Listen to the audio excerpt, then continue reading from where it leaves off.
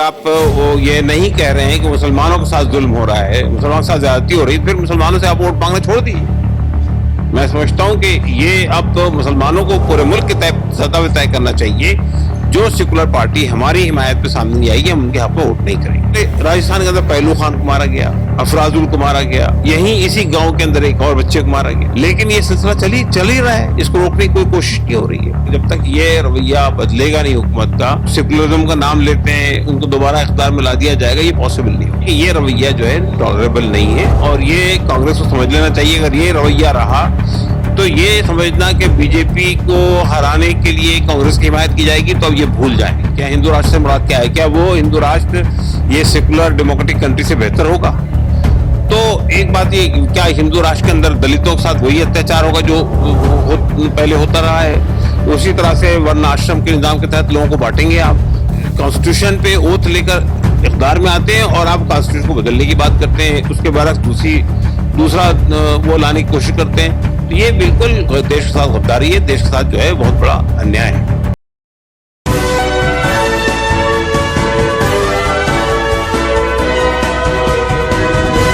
पल पल न्यूज़ से मैं हूं आपके साथ नदीम अकरम। वेलफेयर पार्टी ऑफ इंडिया के सदर डॉक्टर कासिम रसूल इलियास साहब हमारे साथ मौजूद हैं।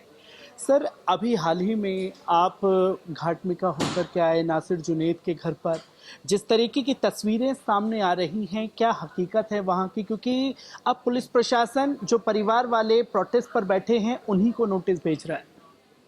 देखिए, असल में हमारा मुल्क जिस रुख पे जा रहा है, हमें ऐसा लगता है कि अगर इसको रोका नहीं गया तो हमारा मुस्तकबिल बहुत तारीक हो सकता है।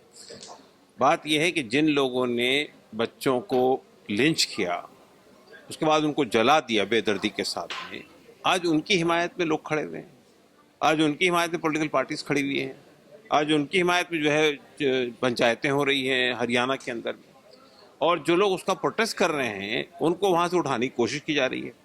और मुझे अफसोस के साथ ये कहना पड़ता है, ठीक है, देखिए, बीजेपी, आरएसएस, संघ परिवार, उनका तो एक पॉलिसी है, उस पर चल रहे हैं, लेकिन अशोक गहलोत कांग्रेस के मुख्यमंत्री हैं। आज तक वो वहाँ नहीं गए।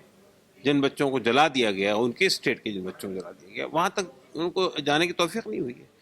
और वो कन्हैया जिनको मारा गया था, उसके लिए फ़ौरन 50 लाख रुपए भेज दिए गए और मुलाकातें की गई, लेकिन यहाँ बच्चों के पास में आप 10 लाख रुपये, 15 लाख रुपए देने की बात कर रहे हैं, वो भी विधायक आकर वहाँ।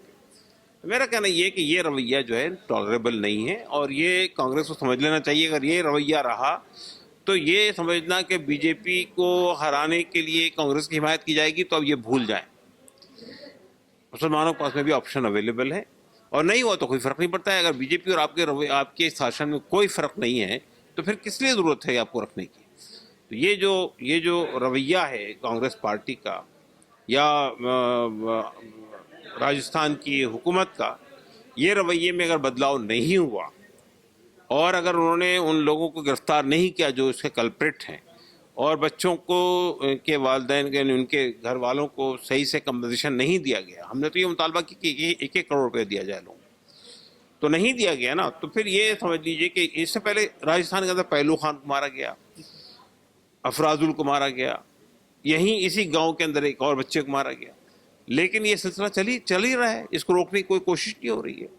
तो मैं सोचता हूं कि अगर जब तक ये रवैया बदलेगा नहीं हुकूमत का, तो सिर्फ इस वजह से कि वो सेकुलरिज्म का नाम लेते हैं, उनको दोबारा इख्तियार में ला दिया जाएगा, ये पॉसिबल नहीं होगा। क्योंकि सर, बहुत बड़ी भूमिका पर आप सवाल खड़े कर रहे हैं, क्योंकि हम लगातार देख रहे हैं कि लोग नासिर जुनैद मुसलमान हैं ये भी कहने से पॉलिटिकल पार्टीज कतरा रही है, और साफ तौर पर ये कह रही है कि अल्पसंख्यक समुदाय के 2 लोगों को जिंदा जला दिया गया।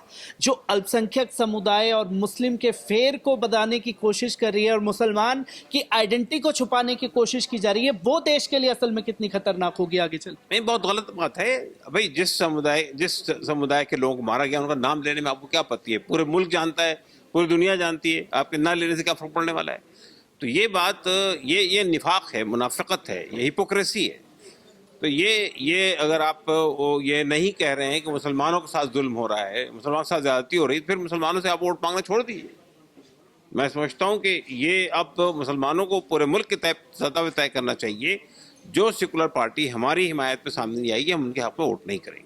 जी, क्योंकि सर तस्वीर ये भी सामने आई कि मोनू मानेसर के समर्थन में महापंचायतें चल रही हैं, रैलियां चल रही हैं, तमाम धमकियां उस महापंचायत रैलियों में दी गई, पर पुलिस प्रशासन वहां कार्रवाई नहीं करता, हरियाणा पुलिस, और वहीं मेवात के लोग सड़कों पर निकलते हैं शुक्रवार के दिन तो 1000 लोगों के ऊपर एफआईआर दर्ज कर दी जाती है, पैरामिलिट्री फोर्स बुला ली गई, इंटरनेट सेवाएं बंद कर दी गई। किस तरीके का माहौल बनाने की कोशिश है, ये कैसे देखा और समझा जा सकता है?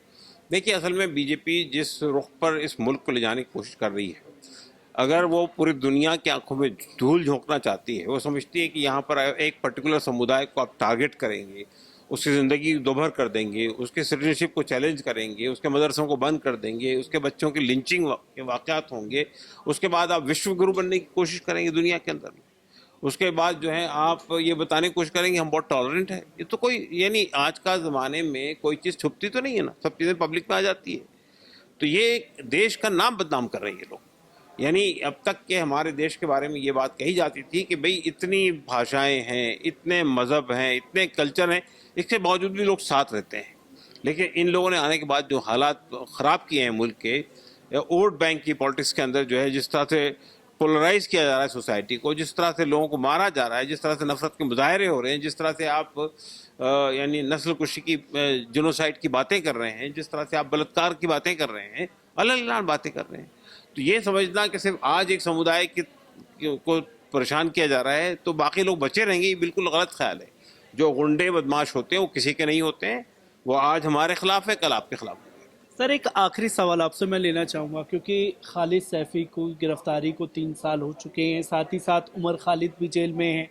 मुस्लिम आइडेंटिटी को जिस तरीके से टारगेट करा जाता है, लिंच कर दिया जाता है, जेलों की सलाखों के पीछे में डाला जाता है, और फिर ये बताने की कोशिश उन्हीं अंधभक्तों द्वारा की जाती है कि देश तो हिंदू राष्ट्र बन रहा है और ऐसे लोग अगर मर भी जाते हैं या जेल भी चले जाते हैं तो कोई फर्क पड़ने वाला नहीं है। कैसे देखते हैं इन चीज़ों को? देखिए, पहली बात तो ये कि ये जो बात है ये मिथ है। हिंदू राष्ट्र, हिंदू राष्ट्र की परिभाषा तो आज तक नहीं की ना है किसी ने भी। क्या हिंदू राष्ट्र से मुराद क्या है? क्या वो हिंदू राष्ट्र ये सेकुलर डेमोक्रेटिक कंट्री से बेहतर होगा? तो एक बात ये, क्या हिंदू राष्ट्र के अंदर दलितों के साथ वही अत्याचार होगा जो पहले होता रहा है? उसी तरह से वर्ण आश्रम के निज़ाम के तहत लोगों को बांटेंगे आप, उसी तरह से महिलाओं के साथ दुर्व्यवहार करेंगे आप? अगर वो उसी तरह का हिंदू राष्ट्र है तो पहले पब्लिक से आप वो ले लीजिए, इसके ऊपर में उस तरह का हिंदू राष्ट्र इन लोगों को चाहिए या नहीं चाहिए। तो ये जो लोग सेकुलरिज्म के साथ ओथ लेकर इख्तियार में आते हैं, जो लोग कॉन्स्टिट्यूशन पर ओथ लेकर इख्तियार में आते हैं, वो अगर ये बात कहते हैं तो उनके खिलाफ देशद्रोही का केस लगना चाहिए। इसलिए कि आप यानी कॉन्स्टिट्यूशन पे ओथ लेकर इक़्तिदार में आते हैं और आप कॉन्स्टिट्यूशन को बदलने की बात करते हैं, उसके बरक्स दूसरा वो लाने की कोशिश करते हैं, तो ये बिल्कुल देश के साथ गद्दारी है, देश के साथ जो है बहुत बड़ा अन्याय है। जिस तरीके से नाइंसाफ़ी लगातार की जा रही है, उसी पर बात करने के लिए हमारे साथ डॉक्टर कासिम रसूल इलियास साहब मौजूद थे। हर एक तस्वीर आप लोगों के साथ साझा करता रहूँगा। दीजिए इजाज़त, शुक्रिया।